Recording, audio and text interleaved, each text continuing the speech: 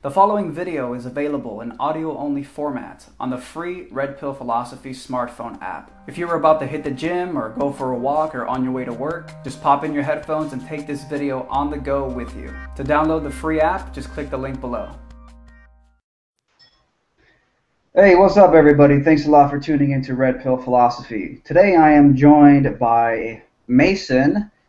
Mason Lee, I believe it is his name, and he is the creator of another YouTube channel, a really good YouTube channel called No Holds Barred. He does a lot of anti-feminist videos. A lot of them are pretty interesting. I definitely recommend you guys check it out. Today, and I'll let him introduce himself in a moment, but today we're going to discuss pickup artist. I have a little bit of history in the whole game, pickup artist, how to seduce women thing. I spent a few years doing that about 3 years ago, and you know, I went up to random girls on the street, and I approached random girls on the street, and I learned how to seduce women or whatever, and I found out how to make myself as charismatic and confident seeming as possible, and it was fun. It was certainly interesting. It certainly evolved my personality, developed who I am. But in recent months, even over the past year or so, I've begun to question the whole pickup artist paradigm. And the real question, the real theme of this podcast is going to be, are pickup artists slaves to female validation? And I guess to kind of like set the starting point here, it's a bit of a paradox because one of the principles of inner game, one of the most important ones, is to no longer give a fuck, no longer give a shit what women think about you. If you want to attract girls, you got to no longer give a fuck what they think about you. And the reason for that is the explanation, the rationalization by the pickup artist people, the game people. And again, by pickup artists, I don't necessarily mean like the old school pickup artist stuff about memorizing pickup lines. I'm talking about the more modern stuff that focuses on inner game, inner transformation, changing your personality, changing who you are, trying to become more confident, basically just a more natural, just improving yourself at a genuine internal level, not just coming up with lines that are supposed to be all gimmicky and cool. So, of course, you're supposed to not care what women think, but I kind of think there's a strange little paradox in there because in the typical pickup artist's pursuit and journey to no longer give a fuck what women think about them, the only reason you're trying to no longer care what women think about you is because you care what women think about you. So let's say I wanted to get some pussy. I wanted to get laid. I wanted to bang bitches, right? And I read these pickup artist sites, and they talk about inner game, and they're like, yeah, if you want to get girls, you got to no longer give a fuck what they think. Just be unrelentingly expressive of who you truly are. And let's say I cultivate this unrelenting expressiveness of who I truly am, and I have no more inhibition, that I don't care what women think anymore. But in a way, I do kind of still care what women think, because the only reason I try to not care what they think is because I cared what they think. I wanted their approval. I wanted them to like me.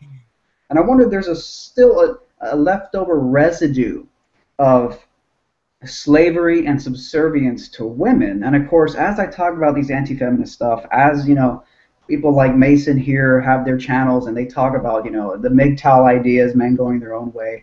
To what extent are men just being manipulated by women by a desire to be accepted by women?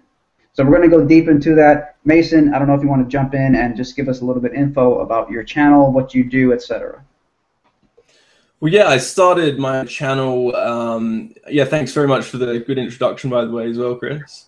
Started my channel back in October 2014. Well, that's when it started. That's when I started to make videos regularly, at least. And basically, that's when I really started to notice that feminism was a bunch of bullshit. Like I always knew it was bullshit, but I didn't know to what extent and to how objectively easy it is to completely debunk patriarchy theory and all of their other bullshit rhetoric just by doing some simple Google searches. I never knew it was so blatantly wrong. I always just thought it was a strongly distorted ideology. But I guess like my interest in this subject of gender relations, of how do men and women relate to each other, has been like I think it's something that all men and all women are interested in on some level. And I think that to start researching it as like a hobby, as kind of like a leisure research thing that you do in your spare time, you probably just have to have a few certain catalysts of like what makes you tick. Like, why are you looking into this so much? And I guess like obviously that's just based on past experiences and observing men and women and like trying to understand like you see like pickup artists, you see like RST Tyler, and you see this guy with red hair who's not very attractive, and he claims to be getting with lots of women. Like, most people find that interesting. A lot of guys will hate him straight off the bat, and a lot of guys will envy him straight off the bat as well. Like, I probably fall into the latter category. I was like, wow, like this is amazing that this guy actually has the ability to go out and like talk to girls in a way where he seems calm, at ease with the situation, and kind of detached from outcome while simultaneously being in it purely for the outcome. So there's a paradox that I find fairly interesting. But yeah, to clarify, I don't hate the concept of game. I just recognize it for what it is. It is a mating strategy that I think is based on observation and trial and error, really, and learning from other people. I guess like I've never read books on it or anything, but I know a lot of people have.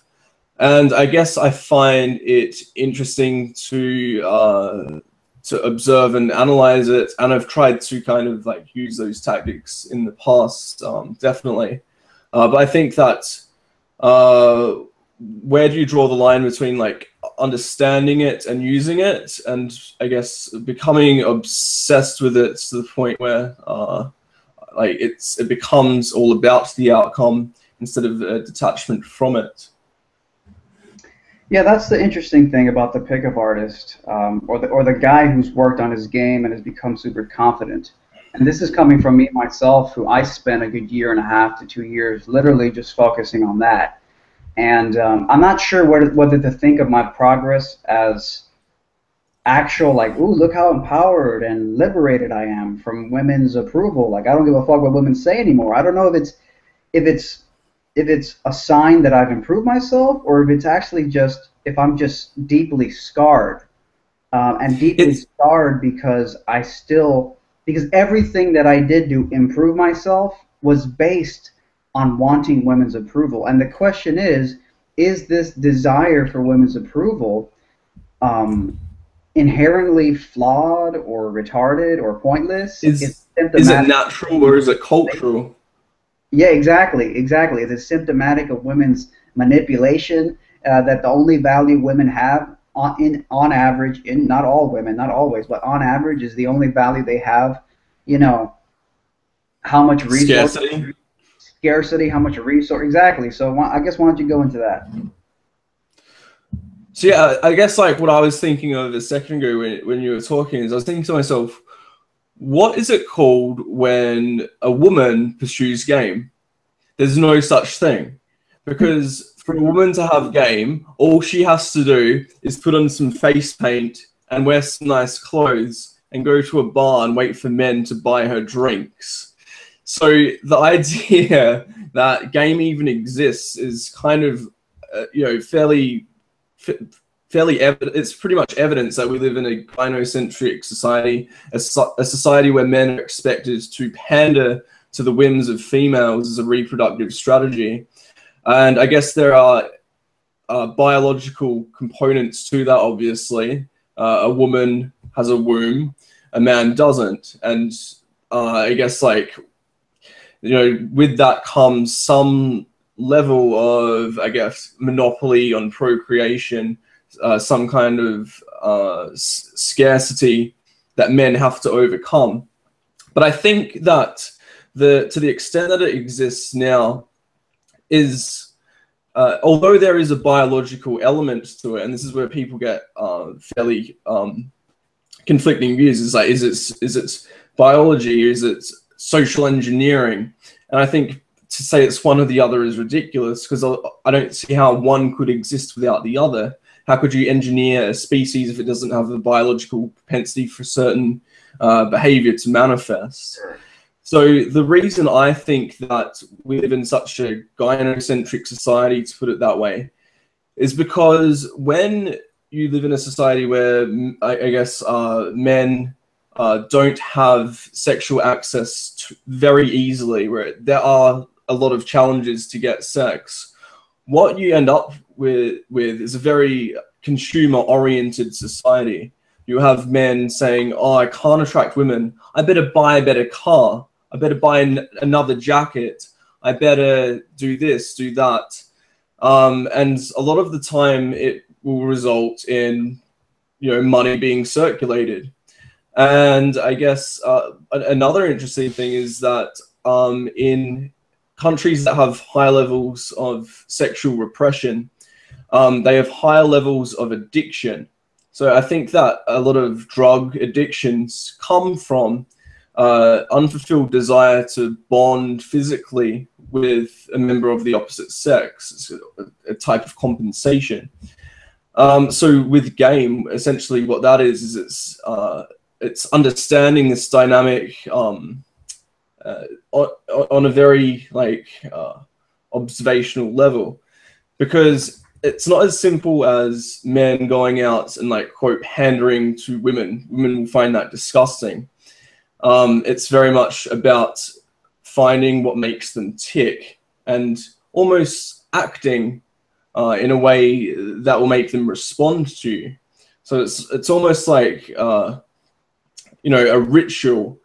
I would almost say it's like a phony display of personality that's accentuating certain characteristics that you would otherwise usually tone down a little bit if you weren't trying to have sex with the other person. Right. Yes. And so that's the thing. It's like, there's a pickup artist, a successful pickup artist, in spite of all the pussy, all the ass he's getting. Is he really happy deep down, or is he just caught in this never-ending self-esteem deficiency rat race to the bottom, trying to get the one thing in life that it's always been his goal from the very beginning, which was female validation, female approval? So my thinking is there a way to live as a man where getting the validation and approval of a woman is not your number one fucking priority? And a lot of times I think men, we want to get the girlfriend, we want to get the sex. A lot of times I think it has to do with